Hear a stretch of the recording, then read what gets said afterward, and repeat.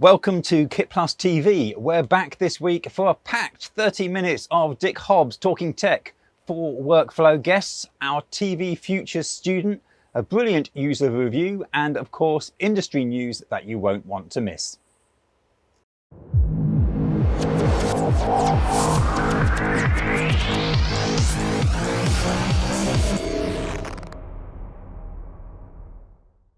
Yes, as John says, it's a packed show where we'll be talking to Dan from We Are Tilt, who has created a short film on how to shoot during Covid-19.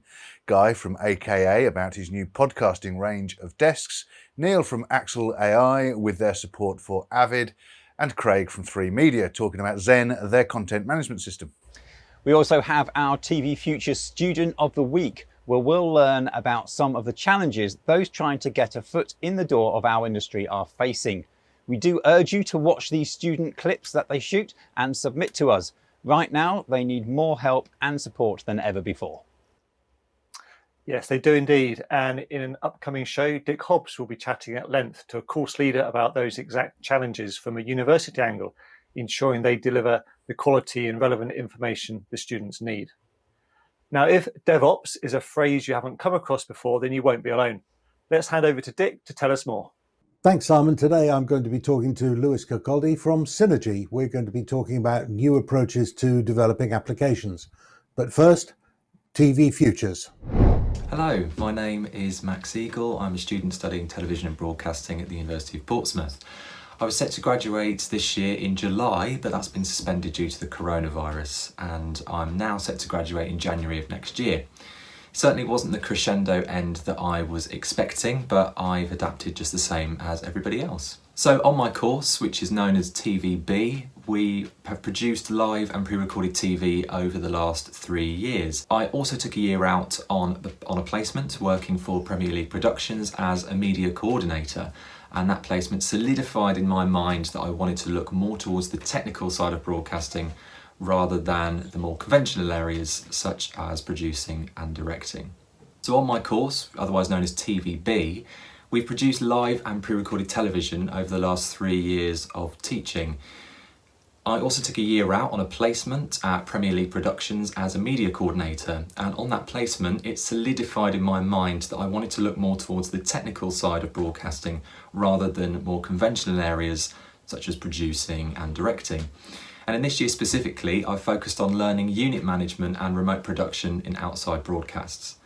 This area of television really reminded me why I wanted to go into broadcasting in the first place. I wanted to get stuck in, I wanted to get my hands dirty and do something more practical rather than writing essays or sitting at a desk for the rest of my life. The great thing about our course was being able to get involved in so many different productions and in so many different roles. There was producing, there was directing, there was camera operating, there was vision mixing, production management, the list goes on and is completely endless. Over the last 4 years of my course, I learned everything and anything to do with TV and broadcasting in general.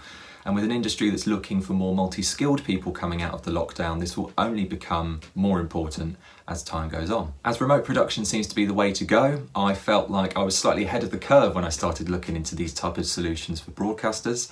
And while basing my final year project on solutions such as NewTek's NDI protocol and remote IP workflows, it feels like I've almost been learning in real time with the broadcasters, program makers and facilities companies.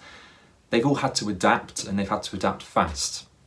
And our gallery at university turned into a remote IP gallery at the beginning of the academic year last September. And learning how audio, video and metadata can be transmitted over a network, whether it be large or small, was incredibly interesting. It's really current and will only travel leaps and bounds in relevancy as we continue to find new ways of doing what we do. I also had the opportunity to help out at the KitPlus show, and while Simon, Matt and John and I were furiously applying and doling out hand sanitizer, we had no clue of what was to come and how our industry would react. In my opinion, I think remote solutions will become the norm, not just temporarily but permanently, as the powers that be in the broadcasting industry slowly but surely shift their attitudes and understand that technology is the answer, and that large OB trucks with uplink dishes on site are becoming a thing of the past. And spinning up and spinning down broadcasting servers from all over the world will become part of this new normal we all talk about. Back to you guys in the remote studio. Good on you. Thanks, Max. Good to see you again. You may have met him at the recent KitPlus show in London back in February when real life shows were still allowed. Yeah, obviously the lockdowns affected his hair growth, so you might not have recognised him. But we can give our own personal recommendation after working with Max. So if you can give him any work experience or tips for his future, the link's on screen now. And just before we join Dick, we'd like to tell you about Media Proxy, who have supported the show since we started. Media Proxy is the global leader for all things compliance, with over 20 years in the business and over 15,000 channels deployed in over 60 countries. They are the trusted partner in the industry for logging, monitoring and analysis of linear broadcast and OTT. What you may not know is that their interactive Monwall multi-viewer allows for monitoring hundreds and thousands of live streams using a unique exception-based approach via dynamic layouts, mixing compressed and uncompressed streams as well as transport stream analysis, all via one interactive interface. Opens up new workflows, especially for remote workflows. And if you're looking to replace your Volacon system, team up with the global leader in compliance. For more information, check out their website. Now, we all have favourite people to have a long industry chat with, for which trade shows are often the perfect setting. With Dick is someone who ticks that box and also makes an excellent cup of tea. This year, of course, we've not been able to go to NAB or IBC, which is a shame for me. I love meeting people there.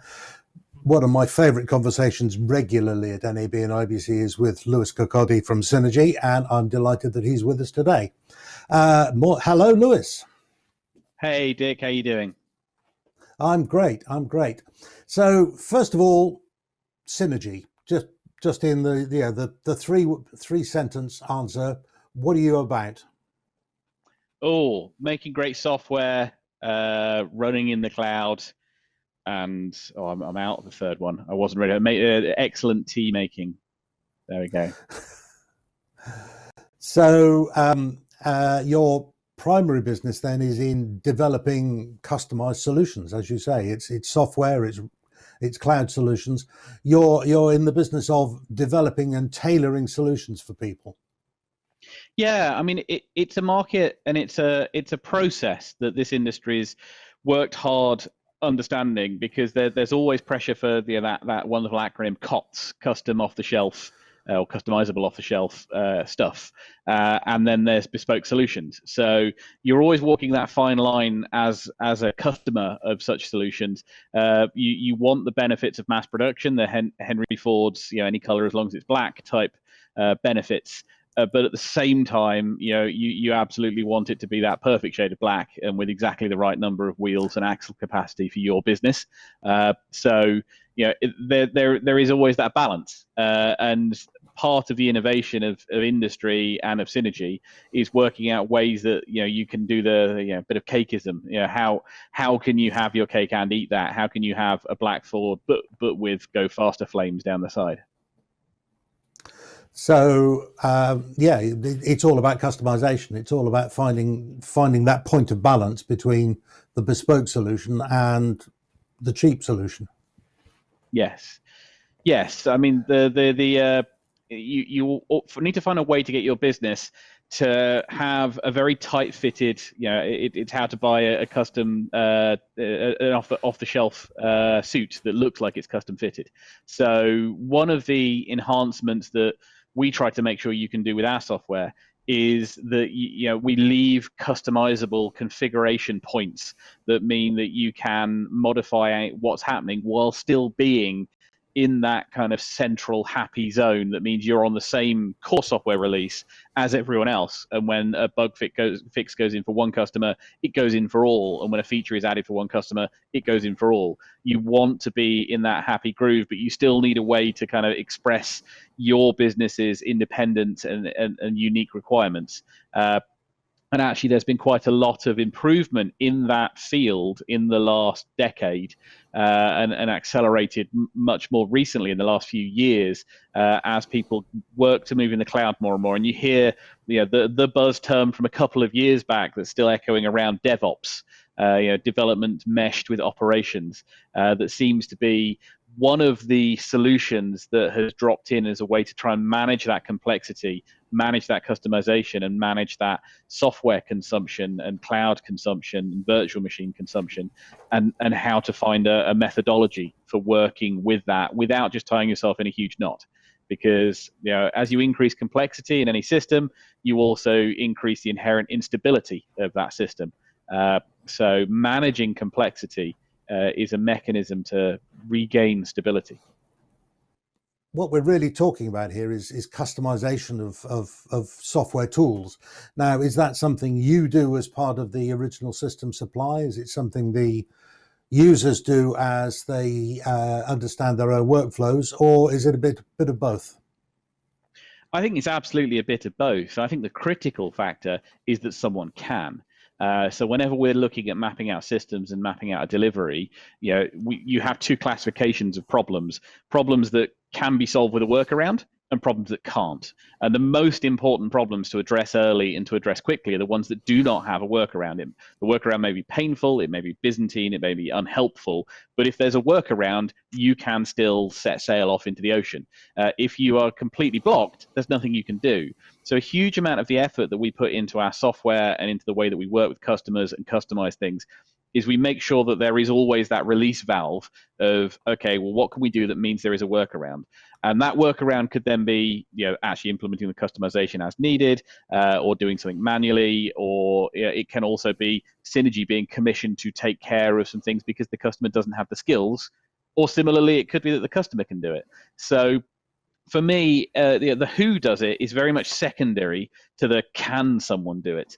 And that's something we work very hard, and is something that's really great about software, is that you can have those kind of configurability and flexible connection points that's much harder in a shipped product that would be physical.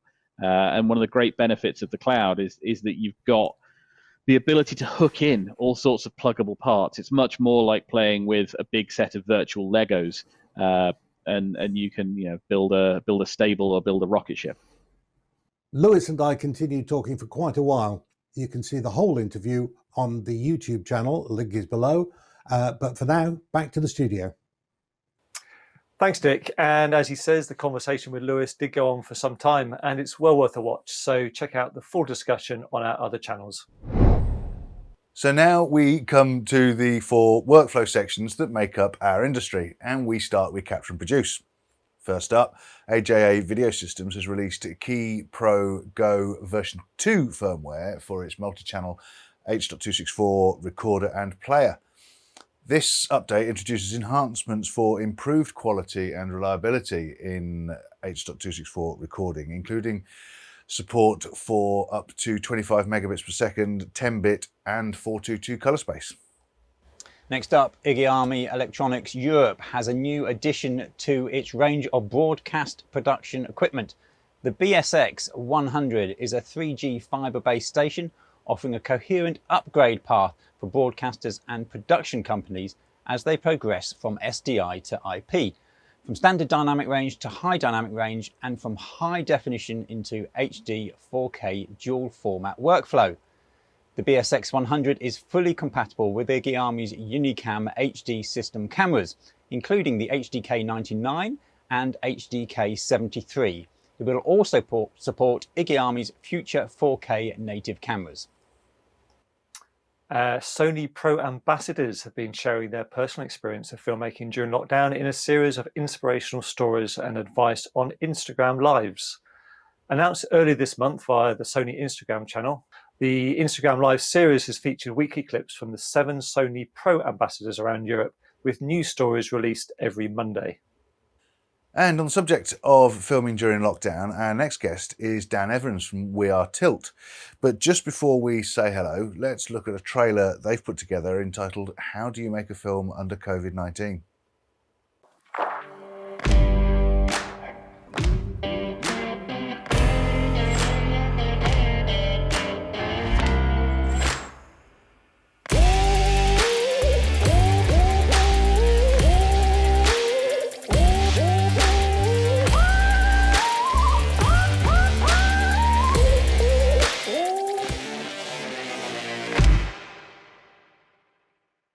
So we've heard about the short film that you've produced about filming under COVID-19. Can you start off telling us a bit more about what inspired you to do it, who was involved, and what you hope to achieve with it? Yeah. Well, basically, I work for a digital agency. I'm a founder and a director in We Are Tilt in Brighton. My specialty is film, and for everything else in the digital agency, it's been a very easy transition with COVID. In 36 hours, we were all working from home and it was fine. With film, obviously, it's been a different story, hasn't it? And so many shoots that are in our calendar were indefinitely cancelled or evaporated. And to start off with, we didn't really know what to do. I mean, we went through a phase. Some of the jobs that we had for clients, we started using phone calls and stock footage, and we did some very nice films like that. I mean, you obviously have to avoid cheese and things, but we made some quite nice films for Barclays using phone calls and stock footage. It means you can phone people around the world, but there's a limit on that, really. And as production creatives, we all signed up to filming properly. You know, we want to get our hands on kit and, you know, line up shots, and we don't want to work with a webcam.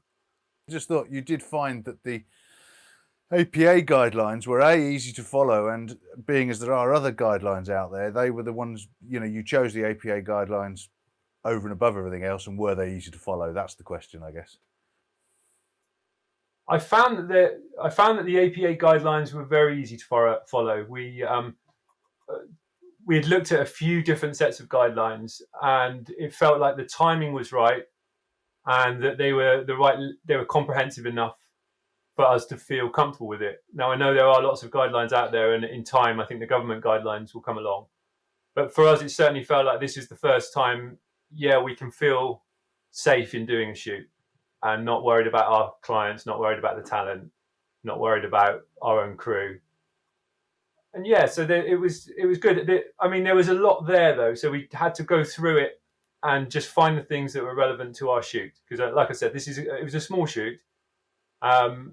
So we chose to avoid things like hair and makeup.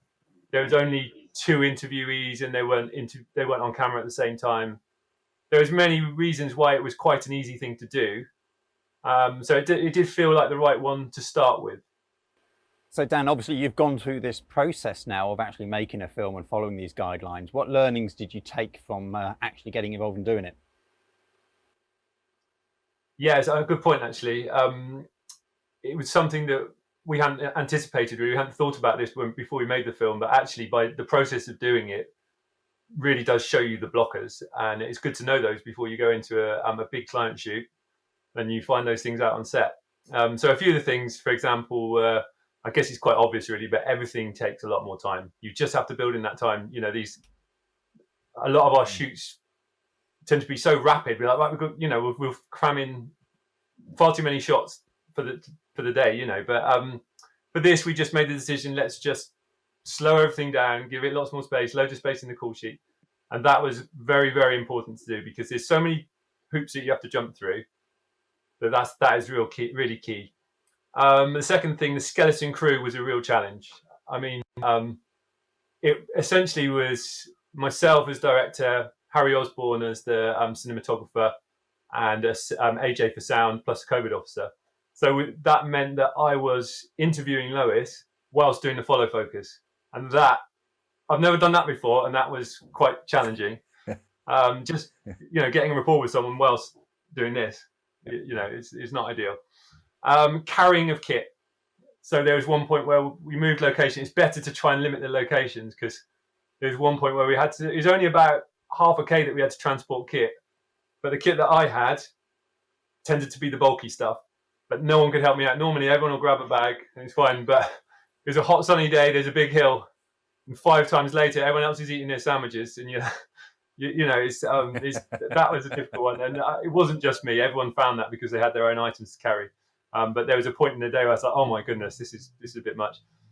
Other things, I guess, just little things like medical gloves. They're just, when you've got equipment, they're just continually tearing. So you think the gloves will be all right for the next 3 hours. They won't. They'll break. You have to re-gel your hand, put new gloves on. put them in a prominent bin, so just little things like that really. But it's just all good stuff that's good to know. But I mean, overall, it was a fantastic shoot. We really enjoyed the day. It was good to learn these new things and good to know where the hurdles were, I think. In terms of kit, you mentioned there, are you using all your own kit or you're hiring in kit? And I guess you must be hiring in some stuff. And how does that sort of workflow work? Well, initially, because because the making of film was a self-funded piece, we just wanted to use all our own kit. And so, I mean, we usually use a Canon C300 Mark II. We're about to get a 500 Mark II soon. But that's a nice versatile camera for us. But in the guidelines, there's a lot about hiring. And so we thought it would be a good idea to, at the very least, we wanted to get with some prominent monitors. So some big client monitors. So that there's no temptation to huddle around camera LCDs and things like that. So I talked to Promotion Hire, and as soon as I talked to Promotion Hire, I could see that they were really interested in this as well. So from going from a film that we were just going to do to show our clients, it has sort of grown into something that really is a kind of we want it to be an informational piece for filmmakers that Promotion Hire can be involved in, that Red can be involved in. I mean, Promotion Hire lent us an amazing Red Monstro, which is absolutely perfect for the shoot that we're doing. Because Lewis's film is youthy and there's kind of sort of a fashiony element to it. So it was the perfect camera. I mean, possibly overkill, 8K, but brilliant, just amazing. And coupled with some Canon Sumire lenses. So yeah, Promotion Hire were great. And they also got involved with the interviews so we could get their side of things. And together it's a good partnership. I think we put together a nice film. It's longer than I had hoped it to be, but it needs to be because there's so much to go through. We still had to cut loads out, but there is so much to go through. So we couldn't really treat it as a 90-second viral piece. That was the initial intent. But actually, once you start getting into the nuts and bolts of it, there's a lot to talk about. That interview ran a little longer than we had expected. So the chat with Dan about his film is available on YouTube in full. Please follow the link on screen now. So on to the second workflow section now with Manipulate and Edit. And Grass Valley have recently previewed the next generation of its award-winning multi-format nonlinear editing software series, Edius. Edius 10 was showcased via live stream, highlighting its new core with intelligent background rendering for an uninterrupted workflow experience. The latest Edius enhancement builds further on its functionality to bring tighter integration for the user, increased flexibility, and delivers more creative power. We have Alex from Grass Valley with us direct from Japan in person on the show next week to tell us more about that. So do subscribe to the channel to make sure you don't miss it. PBT EU has released Subtitle Next version 5.6 with a focus on the brand new centralized smart text assist feature designed for editing a live subtitling scenarios. Live subtitling helps increase global outreach for broadcasts, live events, online meetings, streaming video and audio, and is a great tool in removing language barriers. The new Smart Text Assist feature in Subtitle Next significantly speeds up and simplifies the entire text altering process. It combines all of the text altering tools in one place so that they can easily be assessed. Lastly, PKT Technologies has unveiled an innovative QWERTY keyboard equipped with keys that dynamically change to match the activity of the user. Each of the picture keyboards, known as the PKB 5000, 110 keys can be programmed to display any required image and enact a predetermined action. This allows the keyboard to be customized for specific workflows and changed as often as required. Keys can be configured for different languages or linked to specific functions within software applications, with editors experiencing a 30% editing speed increase over using a traditional keyboard. Well worth a look, I would say. Yeah, I think we need to get one of those. And now we welcome Guy Wilson from AK Designs into the studio. Welcome to the show, Guy. Thanks for coming in. I'd like to start off by addressing the fact that due to obviously recent events, the last couple of months, people are working at home. And there's a lot of talk in the industry that working at home situation may continue for the longer term. As a manufacturer of beautiful furniture for edit suites and so on, how's that affecting your business both in the short term and medium term going forwards? Well, obviously, March and April. Weirdly, March was our busiest month we've had in about 3 years. So it has really affected. A lot of the bigger projects are still going on. A few have been sort of not shelved but postponed for later in the year. I have to say, most of the bigger projects are still going on. We're still fitting. We've got a skeleton crew here, but we're still managing to get do all our commitments and the furniture that's going in. Moving forward on the desks, we've obviously got a lot of people when this first happened, just cobbled everything together, IKEA, books, bits of dining tables to get going, just to finish off what they were doing. And now we're finding a lot of people are going, actually, I have a bad back. I don't want to sit on my dining table anymore. So they're looking at finishing off, and we are doing. I mean, this week we're doing 2 or 3 new grading suites, but they're home suites. So where people have gone, right, I'm going to be here for another 6 months, so I need to do this bit better. And that's something that we're seeing across the board, especially the sit-stand desks, because every editor's or audio has got a bad back, and this long hours of sitting down. The sitting and standing thing is becoming even more so, I think, now, because people thought it's at home, I'm going to be well-being. It's a sort of a new world we're in at the moment. So, I mean, that was the case. And you've been able to be quite quick with the. This is a sort of evolution of existing products, is it? Well, we've been evolving our nearly all of our product range now sit stand. Some of the things that have come up recently, we launched a new podcast range, and that's really taken some traction now. Especially, I think mostly it seems like nearly half of what we're manufacturing in the podcast range is the States at the moment. The States seem to be a little bit ahead of us on podcasting, but I think now that all podcasts are a lot of the bigger podcasts are being videoed. Like yourselves, you haven't got a face for radio anymore, and you have to have a proper setup, and it's also to enhance the acoustics within the environment. And we've done a range of about 8 different podcasts with various sizes, just down from a single user to a six person setup. So that seems to be gaining traction in this new world, rather than which is interesting. Yeah, and I know this is kind of a bit of a sort of how long's a piece of string, probably, because you're going to do each solution individually to each case, but roughly, investment wise for a podcast desk, from a single desk to 6 desks, what sort of price? Oh, sure, yeah. I mean, our smallest single podcast desk with an acoustic pad, nice sturdy metal frame so it doesn't squeak, is about £760, and they go up to a 6-seater, which is about just under £3,000. But it's quite a large table, and there's lots of different ones. We do a 5-seater sit stand for £2,200. So but you get quite a lot of furniture for £1,000 in the podcast world. So and we're finding that a lot of it it's very.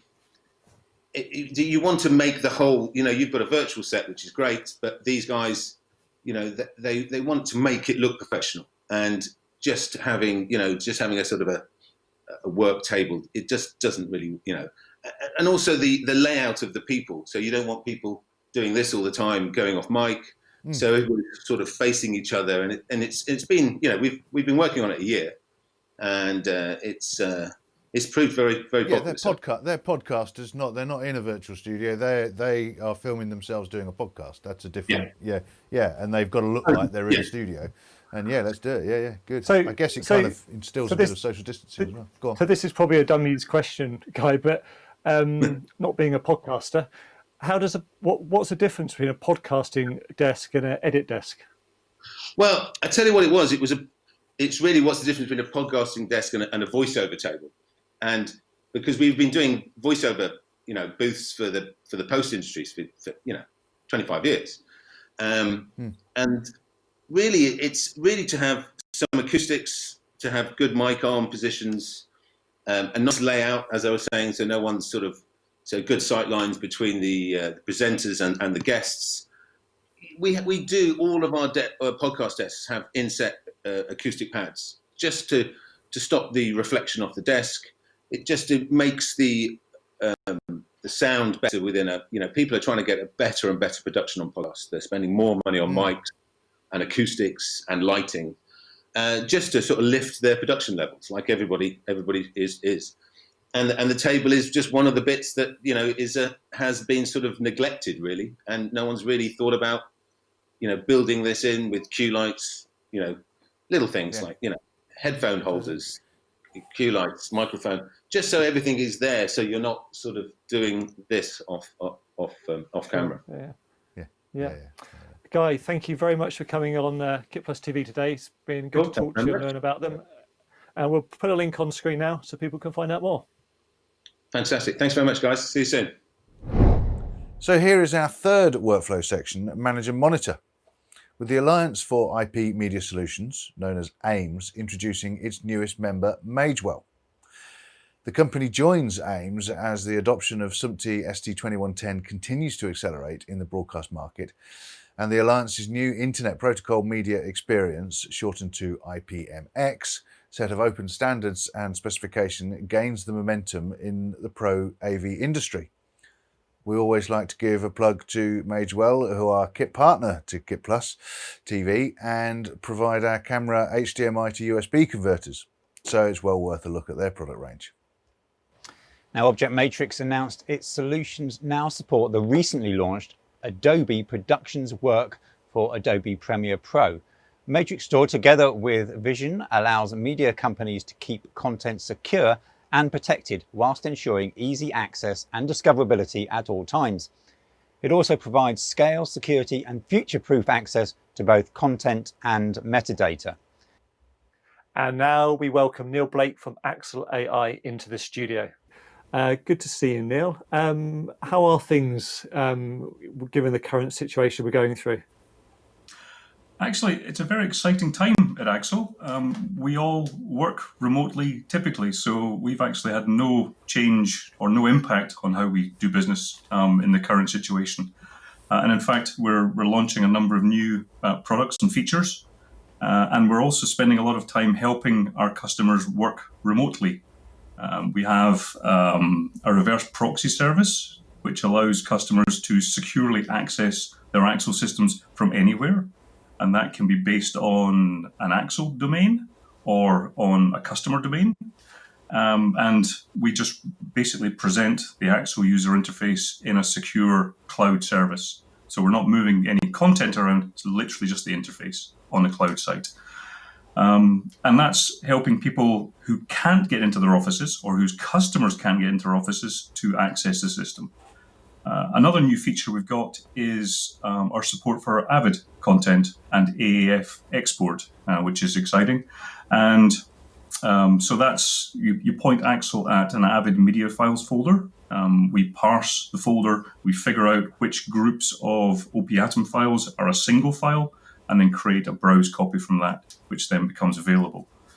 That, connected with our reverse proxy service, is allowing our customers in London to make Axel available online so their clients can log into the system. And in the case of a customer in Soho, their customers are actually creating bins and shot lists for the editors remotely, which is very cool. With our Adobe integration, we also have new features like what we call edit proxy.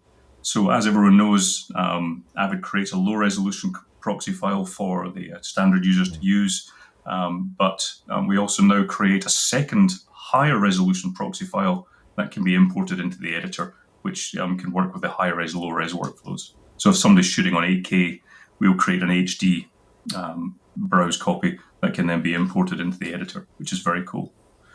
And also in the Adobe theme, we're creating, we already have an Adobe panel for Premiere Pro, allowing Premiere Pro users to log into the editor, but we're also creating one for After Effects and for Photoshop to allow Photoshop users to log into Axel directly from the application and import graphics into the editor. And the same for After Effects, which is very cool. Are there any trials online, or how can people have a go, or So with any Axel products, we can provide trial versions for users to test on site. I have an online demo system that users can access via EAME at axel.ai, or sorry, EAME.axel.ai. That's what I provide access to my customers, so they can take a look around Axel in their own time remotely. And that's using our... Yeah, that's going to be useful. That's great. Thank you, Neil. We'll put a link on screen now to the website where people can find out more information. And thank you very much for coming on KitPlus TV today. Thank you very much for having me. I appreciate it. So last but not least, here's the Move and Deliver news, where 9darts.hk have streamed matches of the recent Darts Live Cup Singapore tournament using a mix of Blackmagic design, streaming and broadcast gear. The multi-camera live stream was switched with a combination of ATEM 2ME Production Studio 4K and ATEM Television Studio HD, while HyperDeck Studio Mini for recording the event directly from the ATEM Production Studio. Dalet and BitMovin have a new collaboration that improves preparation and accelerates delivery of OTT content. The first organisation to take advantage of the new technology partnership is Australia's National Rugby League, the NRL. They will utilise this technology to fully optimise their OTT strategy and assist in the production, archive and live streaming of hundreds of hours of content to NRL.com, NRL official app, and the TV OTT device. And Telestream has launched a new 2-channel version of its Lightspeed Live Capture system. Lightspeed Live Capture C2 offers a fully featured dual-channel ingest solution that is ideal for enterprise-scale workflows such as news and professional sports, which rely on remote production and editing capabilities.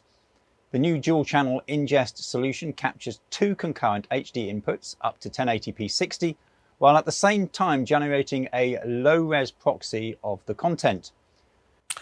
And now we welcome Craig Berry from 3 Media to the studio. Hi, Craig.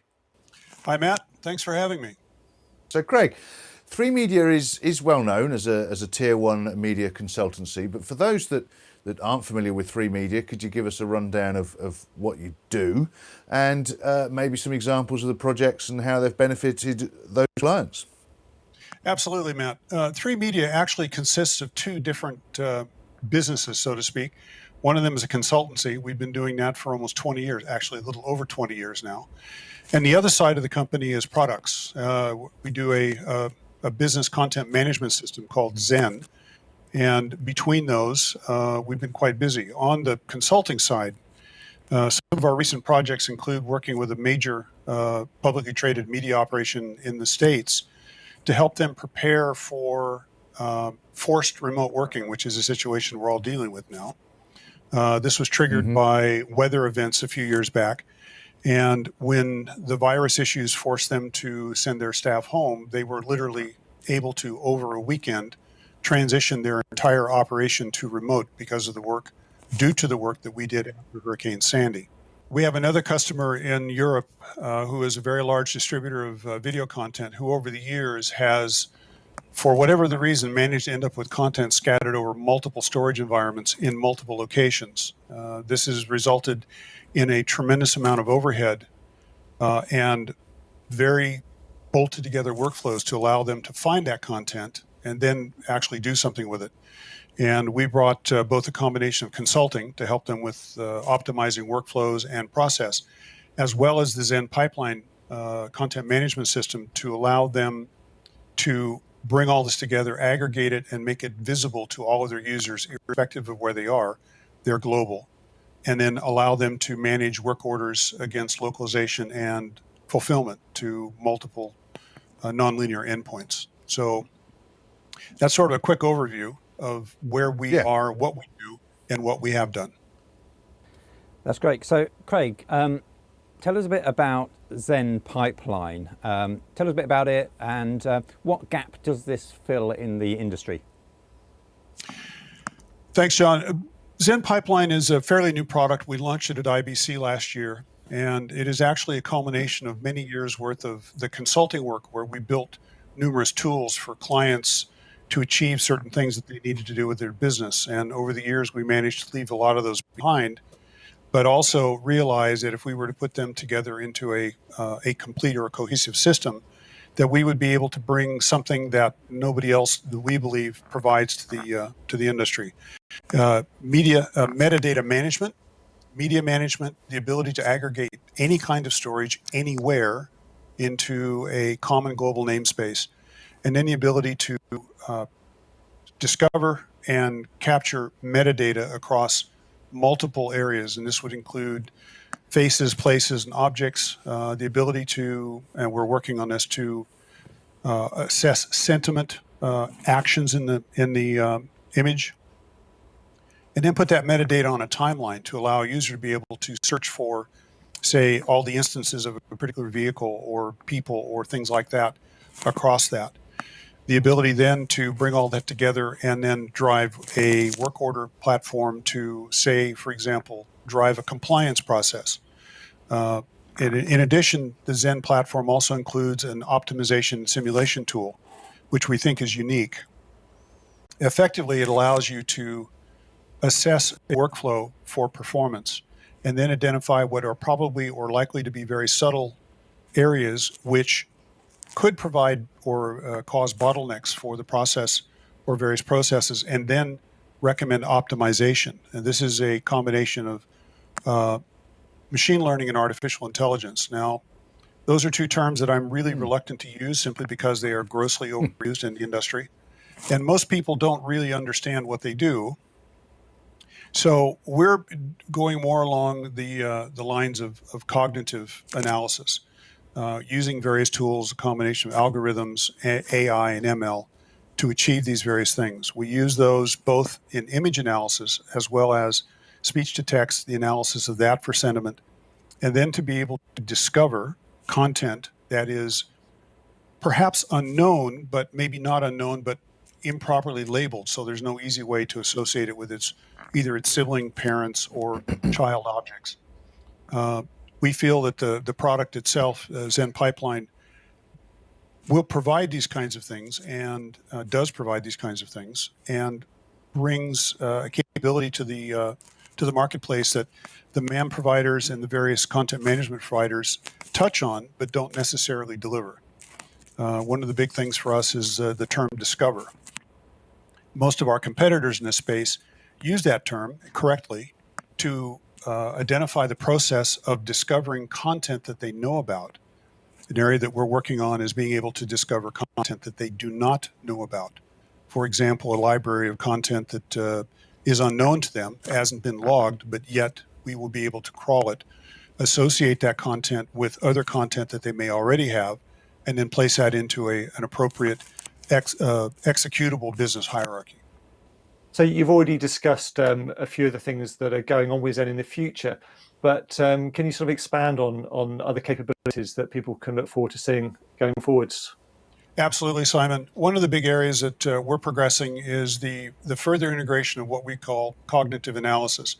The ability to use various tools, AI, machine learning, and various analytical algorithms to determine what's going on in an image or moving images, what's going on in spoken tracks, audio tracks, and then be able to capture that metadata to a timeline and enable somebody who needs to exploit that content to find all the instances of a particular thing. For example, some sort of action or activity that's not allowed in a particular culture if you're doing compliance for a particular market. Those kinds of tools are out there. There are a lot of them, but they tend to be siloed. They do a very specific thing. They don't necessarily connect to other business systems, and they may not be very easy to use. You require certain storage configurations and access and things like that. We intend to bring those into the Zen Pipeline platform to provide those in a common space to deliver that functionality to users across what we refer to as a global namespace. And again, the users can be anywhere. It makes no difference. They could be in the office. They could be at home. They could be on the road someplace. The ability is intended to provide flexibility, dramatic reduction in costs, and significant improvement in efficiencies across the platform.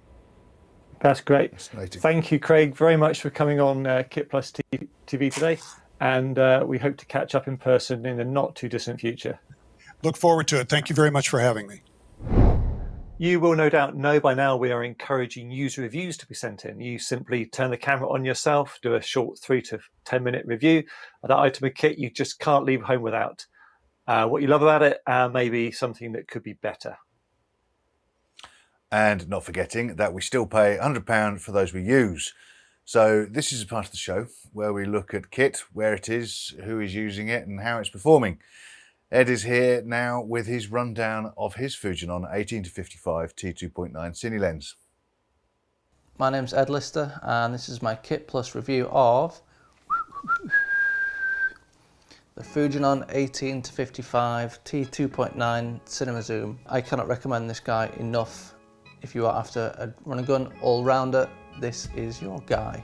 So I work as a lighting camera operator and I find myself in such a vast range of scenarios, locations, places like that. You don't know what kit you're going to be able to take, what kit will suit you. You might get a shout last minute where you might not be able to range kit hire or anything like that.